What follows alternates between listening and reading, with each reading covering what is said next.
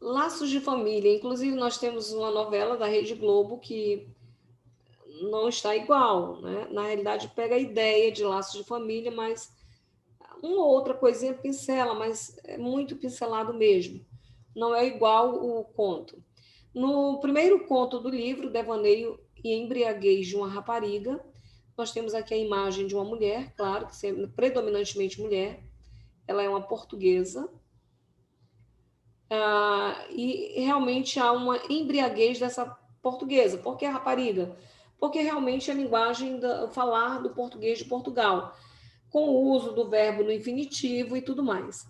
Então, enfoca uma situação de tédio e de fastio que envolve a vida desta mulher. Outra coisa, são pessoas que vivem uma rotina, a, a mesmice. Na realidade, seria a mesmice. Cuidar dos filhos, cuidar do marido. É como se estivesse numa jaula. Mas vejam bem, existe esse enfado, esse tédio, mas tem essa questão da libertação, existe, mas ao mesmo tempo não deixa de lado a família, que é incrível como a Clarice ela consegue fazer isso. Nós temos dentro da obra cenas vagas, não é? E que realmente vai se deslizando pela mente da mulher, quando ela sai com o marido para encontrar um casal, e que ela sente ali uma certa inveja, porque a mulher está toda arrumada, está toda cheirosa e tudo mais, e ela não está assim. Ela começa a tomar, né, muito vinho, tudo muito vinho, que ela se embriaga por causa disso. Mas, de repente, e ela percebe, né, a mesmice do dia a dia. A única coisa que ela deixa feliz quando ela vai para casa, que estava naquela coisa bem vaga e tudo mais, é que ela lembra que a mulher ela é seca, que ela não tem quadril, né? Que ela não tem quadril de parideira, ou seja, mulher que vão parir e vão dar filhos. Que essa ideia dos filhos é muito importante para Clarice Lispector. No conto Amor, nós temos a história de uma dona de casa, que é a Ana, que ela está ali impregnada na questão do dia a dia, com as coisas, com os afazeres, e ela vai para as compras. Quando ela volta com as compras, ela entra no bonde e ela vê um cego, e aquele cego estava mascando um chiclete. Então, aquele gesto automático que ela vê o cego fazer, ela realmente tem um insight. É quando ela percebe o que é a vida dela, que ela está presa numa rotina e aquilo é fatigante. Então, o cego ele vai representar exatamente esse lado fatigante. E ela vai adiante. Só que ela estava tão atordoada que o bonde freia e rasga a cestinha que ela tinha nas mãos e os ovos quebram, que mostra exatamente uma simbologia deste momento em que ela se liberta. Mais tarde ela passa do ponto, né, que ela estava ali tão absorta que ela passa do ponto e ela vem andando para casa e ela entra no jardim botânico e ela olha para as árvores, tem um monte daqueles bichinhos que sugam as árvores e ela percebe que ela é exatamente aquela árvore e que a família, o marido, os filhos vivem sugando. Mas quando ela volta para casa, ela volta a fazer o de sempre, né? Vai preparar a comida para o marido, para os filhos e assim por diante. É só um processo de epifania. No conto Uma Galinha, nós temos como personagem a galinha, que ela vai servir de comida num domingo, e o marido e ela alça voos, e o marido corre atrás para pegar a galinha. E nessa agonia toda, quando ele pega a galinha, ela coloca um ovo. E aí todos ficam encantados, né? A filha, o marido, mas não a mãe. E aí o marido, poxa, ainda corri atrás da bichinha nesta condição e tudo mais. Aí fica ali, aí todo mundo passa a paparicar a galinha. Porque a mulher, ela só era paparicada enquanto ela tinha filho. Depois que a criança crescia, aquilo parava. Não é? Então, foi o que aconteceu com galinha. Depois que o tempo passou, todo mundo esqueceu. E um dia ela foi para a panela servir para ser almoço de domingo. Temos aqui o conto A Imitação da Rosa. A personagem aqui é Laura, aqui é o perfeccionismo. Então ela vai receber um casal de amigo em casa, depois de uma temporada que ela passa numa clínica, provavelmente psiquiátrica, né? Que ela devia ter sido internada por causa do perfeccionismo. Tudo para ela, ela era metódica, ela era perfeccionista mesmo. Então, aparentemente, é como se ela já estivesse sendo tratada. Só que quando ela sai, ela vê uma rosa e ela não resiste, ela compra, porque a rosa ela era perfeita, ela era fantástica. E é exatamente esta rosa que vai novamente suscitar o que era Laura. Laura não iria mudar, porque Laura tinha este problema do perfeccionismo. Tanto é que quando o marido chega em casa, a encontra ainda desarrumada. Ela não tinha preparado tudo, nem se arrumado para receber o casal de amigo, porque ela se ocupou nos afazeres domésticos. Feliz aniversário! Eu digo que este conto é o mais sacártico que tem, porque é o aniversário de uma senhora de 89 anos, que mora com a filha, a Zilda, e ela não é que ela é um estorvo para a família. Então a Zilda é porque era a única que podia cuidar da senhora. E quando está no aniversário, todo mundo vai lá e faz por obrigação. E justamente ela percebe isso. E ela, no final, ela mostra na cara de todo mundo, né? Ela começa a cuspir, ela começa a fazer um monte de coisa que mostra a atitude dos filhos. E depois todos os filhos vão embora, ainda fazendo como se nada tivesse acontecido, né? Então, e outra coisa, tem hora que ele diz assim, olha, que vovozinha que nada, ela diz, né? Chamava ela de vovozinha e tudo mais, e ela diz que vovozinha que nada, né? Explodiu uma amarga aniversariante. Que o diabo vos carregue, corja de maricas, cornos e vagabundos.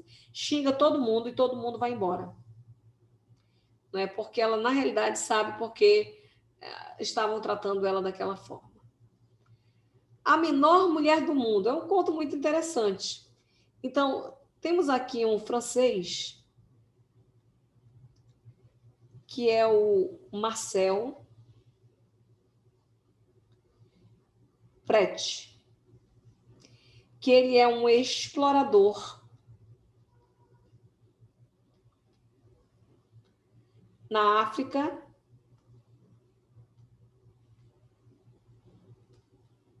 equatorial. Então, ele está explorando ali, ele está estudando uma tribo de pigmeus, que eles moravam nas árvores, mais ou menos tinham 45 centímetros. E ele começou a analisar lá um casal, e a mulher estava grávida. E eles eram assim, bem negrinhos, né, pequenininhos, e grávida ficava uma coisa incrível, que ele apelidou a mulher de Pequena Flor. E um dia ele tirou uma foto e publicou no jornal. Ora, todo mundo ficou encantado.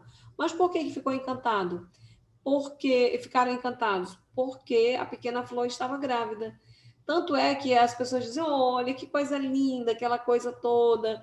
Aí uma menininha disse assim para a mãe, puxa, mãe, olha o retratinho dela, coitadinha, né? Que coisa mais linda. Mas ela é tristinha, né? E outra coisa, ao mesmo tempo, é perceptível que a sociedade ela rejeita qualquer coisa que não se enquadra aos padrões, que não se enquadra aos padrões que a sociedade cria. Porque, olha, todo mundo se admirando, ai, que coisinha mais, aquela coisa toda, né? Mas porque estava grávida. E tanto é que a sociedade não se enquadra que a menina disse para a mãe, eu queria uma dessa para brincar. Aí a mãe lembrou de uma história que um dia tinha lido, que as crianças moravam todas as crianças em um orfanato e elas eram sozinhas, solitárias, e não tinham com o que brincar. E um dia uma das crianças uma delas morreu, melhor dizendo. E as meninas guardaram o corpo para brincar com aquela menina que estava morta. E aquilo faz refletir como a sociedade ela é como é que é, egoísta, né? Só pensa naquilo que lhe dá prazer. Então, a própria pequena flor, ela só era valorosa porque naquele momento era engraçada, era negra, era pequenininha, estava grávida, chamou atenção, mas não por ser um ser humano. Agora, para o explorador, era diferente. E aí a própria pequena flor, porque ela era encantada pelo explorador. Ela gostava do anel do explorador, ela gostava da bota do explorador, ela gostava da altura, da cor, porque o concubino dela era diferente. E outra coisa, para a pequena flor, o que dava prazer nela era ter uma árvore onde ela não pudesse ser comida pelos bantos, que os bantos eram uma tribo que caçavam aqueles serizinhos e comiam. E quando eles se abrigavam nas árvores, eles estavam protegidos. Então ela dizia: bom é ter uma árvore e possuir, possuir, possuir. Então a pequena flor é isso. Nesse conto, O Jantar, nós temos aqui um jovem que analisa um senhor de idade num restaurante. E o que ele percebe? Que o homem, aparentemente o homem tem dinheiro, né? Tem alguns padrões de vida, mas quando ele come, ele engole mecanicamente, não é? Ele é como se fosse uma máquina, né? Então ele vai mecanicamente. Então aquele jovem ele fica com raiva, porque ele percebeu que uma lágrima caía dos olhos do Senhor. E é quando ele diz: olha, eu quando tenho raiva, eu coloco para fora, eu grito, eu digo, mas aquele homem não. Ou seja, nem sempre a aparência ela representa o que a pessoa é. Então, muitas vezes a pessoa está séria e tudo mais, mas por dentro ela está vivendo uma vida tenebrosa, angustiada pelos outros, desprezada, solitária, provavelmente como aquele homem. Do conto é o que aparece aqui um homem como personagem ali principal. Depois volta aqui em Preciosidade, né, a figura feminina, e nós temos aqui uma estudante de 15 anos que ela nunca foi tocada, ela nunca foi beijada, mas ela não era bonita, né? Então, mas ela trazia algo em si que era precioso, o fato dela nunca ter sido tocada. Ela era tímida, excessivamente tímida, ela era medrosa. E a vida dela vai mudar um dia em que ela vai para a escola e quando ela volta, alguém tenta tocá-la, né? E é exatamente isso que muda nela. Tanto é que quando ela chega em casa, ela quer comprar sapatos novos. Então, essa ideia de passa a ser mulher, né? É um ritual que quando ela quer comprar sapatos novos, então ela se enquadra na sociedade ou nas convenções sociais. Finalmente, dentro do livro Laços de Família é um livro de contos. São muitos contos, eu escolhi alguns. Existe o conto Laços de Família, que assim, de vez em quando a Clarice ela faz assim. Tem um livro que é Felicidade Clandestina. Então, são livros de contos. É um livro de contos. Dentro do livro Felicidade Clandestina, tem o conto Felicidade Clandestina, que é da filha do dono da livraria lá, que tenta manipular uma amiguinha que quer um livro. Nesse conto Laços de Família, aqui, que eu digo que é o conto-chave que nós temos, tem a mãe, tem a Catarina, que não se dá bem com a mãe dela, que é o nome Severina. Já vem, olha, na raiz do nome, Severina, Severa, né? E o marido da Catarina, que é o Antônio. E a Catarina, ela tem um filho. Então, na realidade, é uma rotina ruim. É uma rotina de desamor. É muito chato, muito difícil. Um marido muito egoísta, não é? Então, e para acabar de completar, a mãe ainda foi passar uns dias com a Catarina e fez da vida dela um inferno. E justamente o conto vai começar depois que a mãe passa um tempo fazendo um inferno na vida dela, e aí é hora de voltar. E a Catarina vai levá-la para tomar o trem. para ela voltar. E justamente tem um momento de epifania. Quando é o momento de epifania? Quando elas estão no táxi e dá uma freada, e naquela freada brusca, ela desperta, ela percebe exatamente a vida que ela é, que ela tem e que ela leva.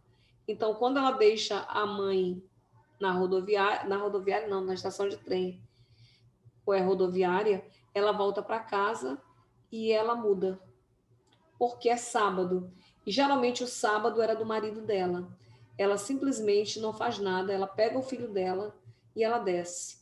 E aí o marido diz: "Mas Catarina, você não vai fazer isso para mim, não sei o quê". E ela não liga, ela simplesmente desce e vai usufruir um pouquinho da vida dela, né? E o Antônio olha da janela, ela caminhando com o filho, aí ele pensa: "Não, mas depois ela volta".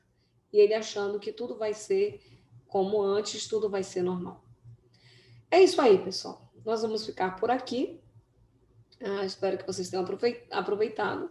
Tentem nas obras aproveitar a característica de cada autor para responder aquelas questões que nós não trabalhamos as obras, todos os contos.